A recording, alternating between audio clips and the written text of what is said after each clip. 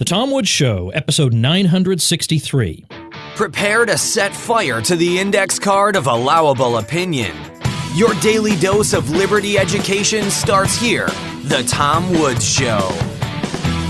Hey everybody, today's episode is brought to you by Bombfell, a great way for men to get better clothes.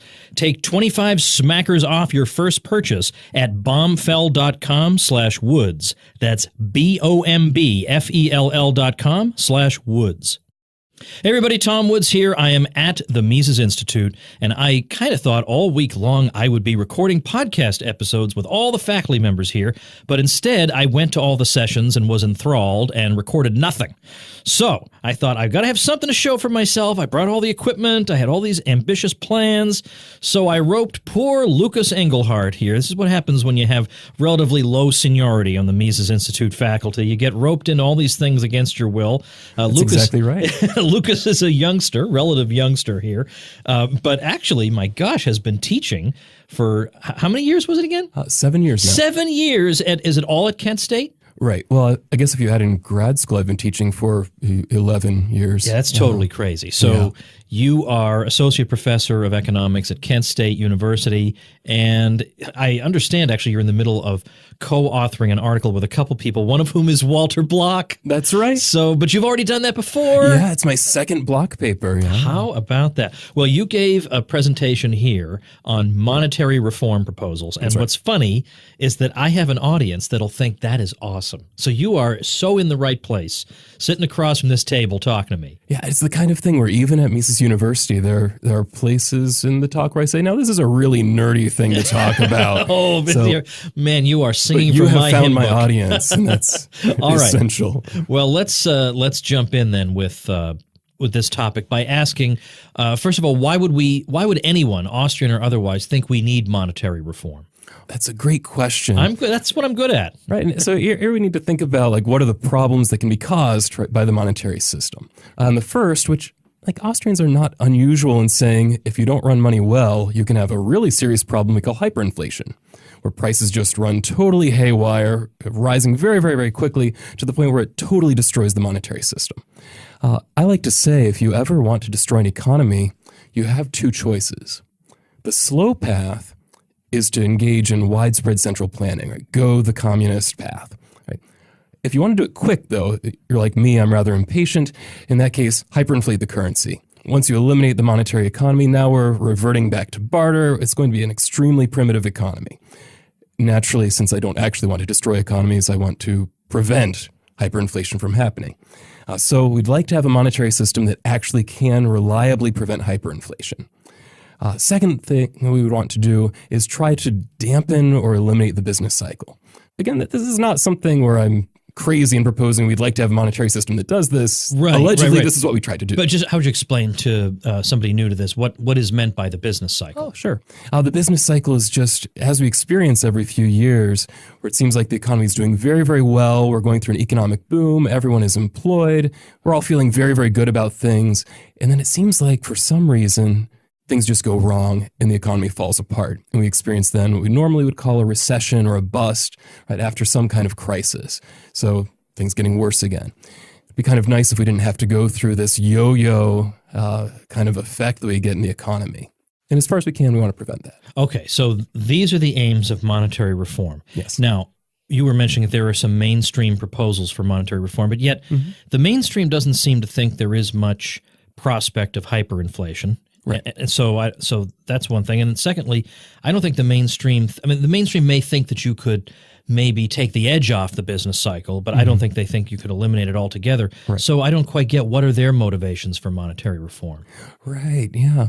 That's a good question. Now, it turns out inside of the mainstream, I think it's true that there's generally mostly agreement at the moment that at least in the U.S., we seem to be pretty good at monetary policy when it comes to things like hyperinflation. We see very low rates of price increases over time, so they don't seem that concerned about it. Whether this is justified is another question, but I think it's true. This is not really a concern they have. At the same time, we do know that we seem not to be doing a great job, really, of dampening the business cycle. Just recently, although I'm getting older, recently was 10 years ago now, we went through this housing crisis, right? A very serious economic crisis, very severe, and it doesn't appear that we were able really to prevent that using monetary policy with our current practice. All right, so then why don't we go through, before we get into details about them, list for me what are the most common monetary reform proposals outside of the Austrian tradition. The big debate right now is between discretion, being what we currently do, so have a group of very professional, very well-trained people, we call the Federal Open Market Committee, the Federal Reserve, get together and talk about what we should do and use their own human judgment to make some choice about monetary policy. There are some that would say that this is not really a good way to do things because people make mistakes. I learned that in Sesame Street, actually. I think I was 4 years old at the time. People make mistakes. So you could instead have a rule-based system. Exactly. Like Milton Friedman makes the point that if we have a system where such a small group of people can do so much harm to such a large group of people, it's not a good system. Right? We need to develop a system where little mistakes that people can make don't have the same damage. So let's just take discretion out of it, replace these people with some kind of rule. Right. Now, that sounds really plausible because you're right. Yeah, but human error. I don't know if you ever saw, this is talking about before your time, this the movie War Games with Matthew Broderick, and he hacks into watched it. Oh, you got to go see this movie. It's so cheesy, but it's so awesome. It's so awesome. But the idea behind their system that they established was at the beginning of the movie, the two people are supposed to turn their keys. It's a drill, and they're both supposed to turn their keys, but one refuses to turn his key. And so the military gets upset that people are using their own human judgment and they're not listening to what they're told. Right. So instead, we need a machine that'll just do what it's programmed to do. But so you think, well, if they weren't engaged in nuclear annihilation, this would sound like a pretty good system. Right. And make sure that what needs to get done gets done. But that makes that system, the rule-based system, sound more plausible than it really ought to sound. So we are going to come back to that. So if anybody's thinking, yes, we'll take the discretion out of it and just have a rule, the rules are crummy too. So forget that. Right. So give me an example of a monetary reform proposal that involves, do they all involve moving away from discretion? Well, or different kinds of discretion, or what? I don't know that necessarily all of them do, but certainly the most popular ones do right now. Okay, so what are they? Yeah. So you just want a list? Yeah, I do. Yeah, okay. And then we'll go into the detail about it. The most common ones you see, Friedman had a rule. He has a very nice, simple rule. We can talk about that in more detail if you want. Yep. We have the Taylor rule. It's a more recent one. It came out roughly 20 years ago. John Taylor developed this. Inflation targeting is an idea that's also been around roughly the same amount of time, a little bit older. And also nominal GDP targeting, or sometimes called nominal income targeting, has been gaining some traction recently. Oh, jeez. Oh, I just want to throw a ball of fire at all of these. Let's just go in order. What did Milton Friedman think ought to be done? Well, Milton Friedman said, let's make this very simple. Get rid of the Federal Reserve, and we can cheer, right? We don't need the FOMC anymore. I don't even think they said we needed the FDIC, which, hey, that's kind of a radical move. Oh, yeah. Right? So get rid of all this stuff. To 99% of America, Milton Friedman was quite radical. Right. 100% reserves in the banking system. Wow, I'm really liking this so far. And then what we want to do is increase the money supply every year by some number. It's going to be somewhere between 3 and 5%. We'll pick something in there. The goal being that by increasing by this much, that's roughly the rate of economic growth. Prices should stay stable over time. Okay, so what's the problem with that? Well, the problem is that it kind of ignores basic economics. No, that can't be. Milton Friedman was not a dummy. I know. What's going on there? He forgot that demand is a thing. But that can't be right. Milton Friedman knows demand is a thing. Right, you would think so. Right. So we know that in any other kind of market, right, we have demand and supply. And sometimes demand moves, sometimes supply moves. And kind of ideally what we'd like to have happen is if we demand more kumquats, supply responds to this, and we produce more kumquats in response to that.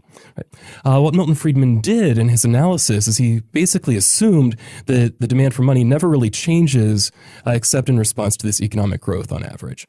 So if we just grow the money supply, then we're growing right along with the way money demand is growing. I see. So, well, first of all, let's make sure everybody understands when we say money demand, a lot of people might be inclined to think, well, we all have an infinite demand for money. And I always give the example, if you suddenly won $1 million in the lottery, you would go spend it, which proves you don't have an infinite demand for money. That's what we mean, holding money. Exactly. The demand to hold the money. So what's the big deal? What would be the downside to implementing the Friedman proposal? Well, sometimes the demand for money changes in ways that are not perfectly predictable, right? So, for example, it might be that people decide maybe they don't want to hold as much money right now. They're feeling very confident about the future. They don't feel a need to have very large bank accounts, right? So they go out and they spend more than they normally would. Well, in this case, we have a significant decrease in the demand for money. At the same time, money supply is increasing. Prices are going to rise, right? So exactly the thing that Friedman wanted to prevent, he fails to prevent because he forgets that maybe people's demand for money is going to change based on something other than just economic growth.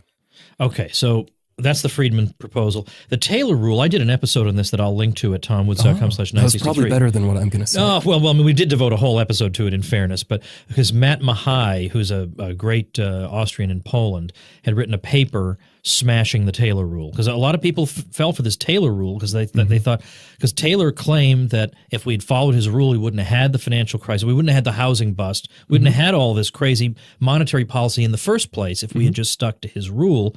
And Matt more or less showed that it's a Rube Goldberg contraption that is not actually all that helpful. But Taylor is an economist at Stanford. What else can you tell us about this? All right, so the basic idea of the Taylor rule is he says we want to have the central bank set some kind of interest rate target, which is what they actually do, so we're already partway there. And this should respond in a very predictable way to what's happening to the rate of inflation in the economy as prices are moving up, and also what's happening to what we can think of as the state of the economy. Are we in a boom? Are we in a bust? Right? How is GDP doing compared to what we think the trend is? So he has a very mechanical rule that he would want the Fed to follow. Okay, so again, at least that takes the discretion of an Alan Greenspan out of the picture. Exactly. That itself seems to be good. And what he's saying doesn't sound, maybe it sounds like common sense to some people. So what's the problem with the Taylor rule? I want to get a little bit into the history of how he got it first. Yeah. Because originally he wasn't actually proposing this as a proposal. He was just doing some economic modeling where he needed to have the interest rate in there. And he knew it was affected by policy and he wanted to find out how policy worked. So he just did the statistics to find out what the Fed actually did historically at the time he was writing this paper.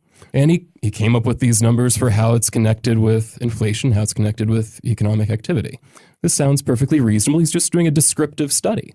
Later on, he did write papers suggesting that the rule he found was actually a good rule, and he defended it as being something that was actually desirable.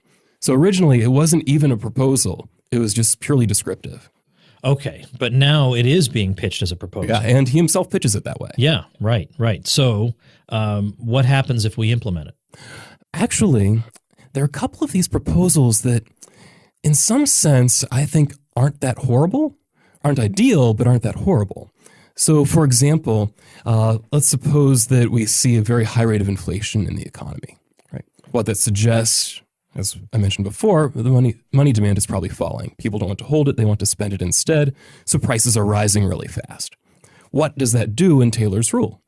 Well, according to Taylor, if inflation rates go up really fast, we should increase the interest rate really fast. Okay, now we get down to the nitty-gritty of monetary policy. How do we increase interest rates? Well, we slow down the growth in the money supply, perhaps reverse it. Okay, so putting all of this together, because it's kind of a long chain of reasoning, we started with money demand falling, and as a result, we're decreasing the money supply. Well, this is the way we typically want markets to work. The problem that I have with that is that there's no guarantee we're going to get the quantities right. We don't know that at all. And it's also not so clear to me that when we start looking at the economic activity side of it, that we're actually responding in the right direction anymore. Because it's not obvious that, say, during periods of economic growth, we may possibly have increasing or decreasing money demand. It's not obvious which way that would go. So we're responding with the money supply changing in a way that may or may not be appropriate for what money demand is doing. I want to talk about inflation targeting and this very fashionable, even among free market people. And by the way, Taylor's a free market person. Oh, yeah. Friedman's a free market person. Yeah. So I love reading Taylor. So as I think about it, I probably shouldn't have said even, but also gaining some traction among some free market people are these other proposals. We'll get to those after we thank our sponsor. Folks, if you are like 93% of my audience, you are a man. And if you're like 99% of men, you hate going clothes shopping. Well, I've been using Bombfell. That's right, BOMBFELL, that delivers clothes right to my door. And the experience has been excellent. It's very easy. You go, you sign up, you tell them about yourself, you give them measurements, and then you tell them what you'd like in your first order. Maybe you want shirts or pants or whatever. They have all kinds of things, jackets, all kinds of things. And then they're going to send you a preview email. You get your own stylist who knows about your preferences, who will say, here's what I have in mind. How do you think these things would look? And if you like them, then you'll get them shipped, and you have 7 days to try them on and keep only what you want, pay for only what you're going to keep, and then shipping is free both ways. It's excellent. So when I did it for the very first time, my stylist sent me a few items, said, how would you like these? And they were great, except one of them was a long sleeve light blue shirt. And let me just tell you something. If you look through my wardrobe, you will see I have no shortage of long sleeve light blue shirts. So I said, could you please substitute some other color? And I ended up getting a beautiful shirt in another color. And it was that easy. And the quality of the stuff I received was absolutely top notch. It's totally flexible. You can receive clothes once a month, every 2 months or 3 months or whatever. You can pause it anytime you want. You can cancel it anytime you want. It's a great service. Plus, you can take 25 smackers off your first order when you go to bombfell.com/woods. That's BOMBFELL.com/woods. So inflation targeting is another proposal, and your instinct would have to tell you that there's something that's got to be arbitrary about that. How would you choose what level of inflation is good? And the whole thing just seems wrong-headed from the start. Right. Inflation targeting, first I'd say in principle, I'd say kind of the good things that I said about Taylor. Right. High rates of inflation, money demand is falling, as a result we decrease the money supply. This sounds good. But it falls apart actually at 3 points. One is that anybody who advocates this understands we can't control inflation tomorrow. We're going to target 3, 5, maybe 10 years out. Right? So it's a medium or long-term goal for what inflation should be. Now, that's a problem because we have to make monetary policy today. So how can we make monetary policy today to hit a target several years in the future? Well, what we need to do is get a group of people that are really intelligent, understand how the economy works, have them deliberate, and decide what kind of monetary policy today will hit that inflation target. This sounds remarkably like a discretionary system where we have the FOMC. Yeah. Right? So all we've really done is pin down exactly what we want the FOMC to be shooting at. We haven't eliminated them or their goal or their role in the system. And so that's a problem. Another problem, which is so simple, because conceptually it's easy to say, oh, inflation is 2%, but measured how? It's like generally something like the second or third week in a Principles of Macroeconomics class, you learn how we measure, right, the overall level of prices. And the answer is, well, you have a choice. We have 4 different ways that we already do it. You could add more to this if you wanted to. Typically, we talk about CPI, PPI, PCE, the GDP deflator. So how are we going to measure inflation to know whether we've hit the target or not? Now, this wouldn't be a big deal if these all 4 move the same direction at the same time, but they don't. In fact, it's very interesting to watch when CPI and PPI move in different ways. So here it's not so clear just because we say inflation. It's not even clear what that means once we start looking at the specifics of how we measure the thing. Tell me about NGDP targeting. This is like targeting total spending.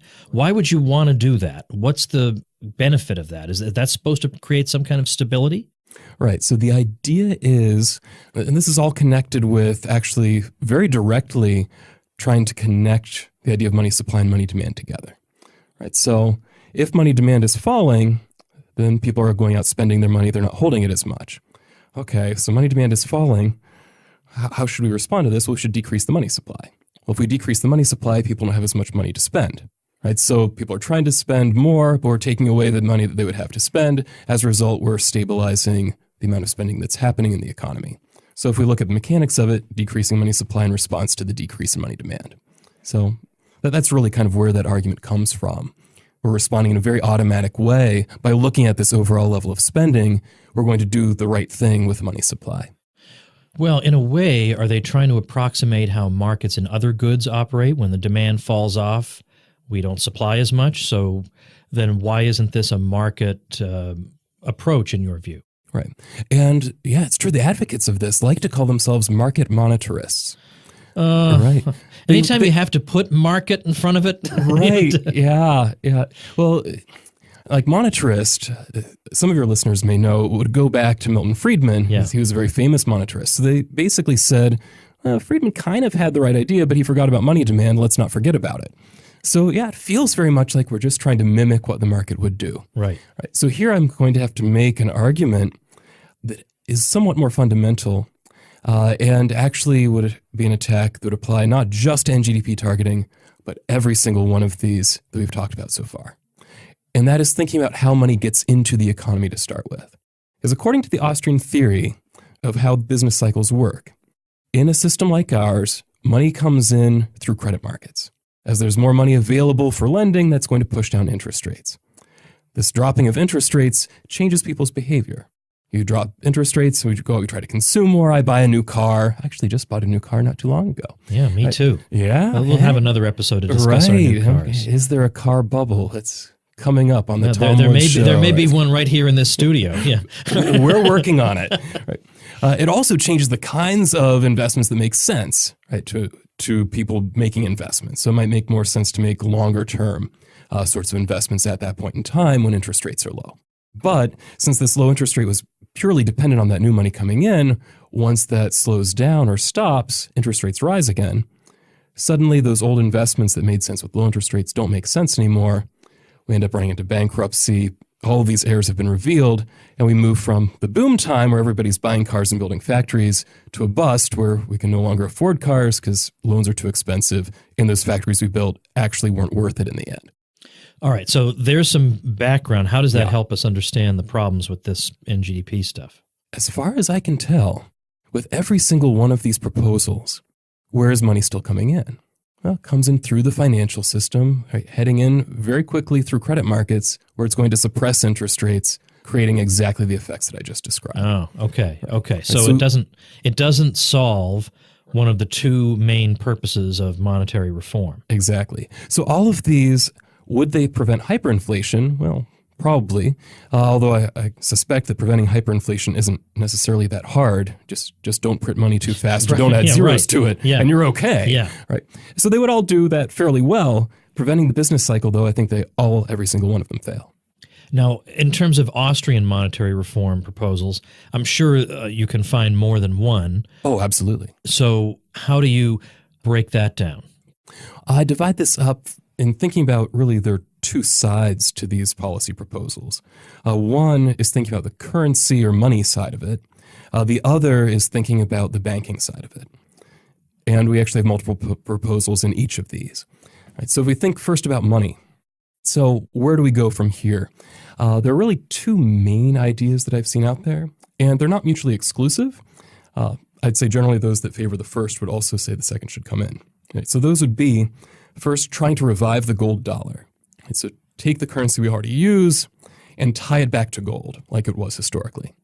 The second proposal would be having currencies compete with one another, right? So allowing more freedom in the choice of currency amongst people. So in terms of reviving the gold dollar, currency competition, that's easy somewhat to understand conceptually. Reviving the gold dollar, that sounds kind of weird because it's so disconnected at this point. So there are a couple ways we might go about doing that. The main proposal from Rothbard, which is what I think many of the modern Austrians would suggest doing, those that like this particular path, is we know how many dollars there are out there. The Fed still has a holding of gold. So it actually wouldn't be that hard for us to say, just create an exchange ratio between the two. Divide the number of dollars we have that we want to back by gold by the amount of gold we have. That tells you the number of dollars per ounce of gold. And then the Fed just declares, bring us ounces of gold and we will give you that much paper money in exchange, or bring us that paper money, we will give you the gold in exchange. And then people have the choice whether they like the paper form of the currency or the gold form of the currency. And we don't have the problem of, say, the Fed not having enough gold to back all the paper or any of those kinds of issues. Right, so that would be one proposal that's out there for how we could reestablish a gold dollar. Yeah. Now, one potential problem with that would be that we had a gold dollar. Right. And we lost it. So Right. why would this one do any better? I mean, it's like people who say, and there are some amendments to the Constitution that you could make that I think would actually be an improvement, but then that assumes they're going to listen to those when they didn't listen to the earlier ones. So Right. what guarantee do we have that the same thing won't happen? Of course, we don't have any guarantee. Right, exactly. Well, yeah, anytime there's politics, politicians are very good at making bad decisions. Yeah. So what is much better is to, even though it's much more radical and it's hard for a lot of people to see conceptually, is the complete separation of money and state, because then it's harder for the state to encroach on it because it would seem alien. What is the state doing in this? This has nothing to do with the state. But that's a hard sell. Right. So what does that look like? So is that, of course, your former professor, Jeff Herbener, is very much in favor of a solution like that, a complete separation of money and state. Yeah, he actually suggested that to Congress when he spoke in front of them. That's right, and it's beautiful. And in fact, I think I linked to that I did an episode with him called something like "After the Fed, What?" So I'm going to put that as an episode linked on this show notes page. So what would that look like, and is that your preferred solution? If you could forget about political viability, is that your preferred solution? Actually, no. Oh, you disagree with Jeff Herbener? Get out of here. I know. There's the door. I know. Like, as a rule, I find it is a very good idea to agree with Dr. Herbener. Yeah, right. Because one, I was his student. Right. And there's still a certain amount of, I got to respect Dr. Herbener. Yeah. But I've also learned, more importantly, that he's normally right. Right. So if I find that I'm disagreeing with him, I just need to wait and think about it more. Right. And I'll come around and find out, Okay, so he I'm actually really understood. interested here. So tell me what your preferred system is and what makes it better than what Jeff's proposing. Right. I would just side with just pure doing currency competition. So all currency competition really means is that we eliminate all of the barriers that exist right now between letting people choose money and not letting them choose money. As it is right now, the dollar has a very special place in the economy, not just because people chose it, but because it is enshrined in law. So eliminate that enshrinement, and it might be people decide to start using gold coins. I'm perfectly fine with that. But it might be they choose to do something else, and I'm fine with that as well. As I suspect is also the case with Dr. Herbener. He doesn't have some kind of love affair with gold. I think we have the same ultimate goal in letting people have a choice. The question is, how do we get there? Okay, so you're saying that what we want to do is remove the special privileges that the dollar enjoys, whether it's a legal tender or whether it's various forms of taxation that inhibit the use of other kinds of money, and then let the chips fall where they may. Exactly. And some people will use state-administered money, some people won't, and then maybe over time we see that people tend to prefer one type of money over the other, a type of money that gains in value over time. But what about the people who would say that ultimately the purpose of a monetary system is to facilitate exchange, and that the more currencies you have, the more you are slowly moving in a way back toward a form of barter? Yeah, that's a good question, which means I have to think about an answer to that.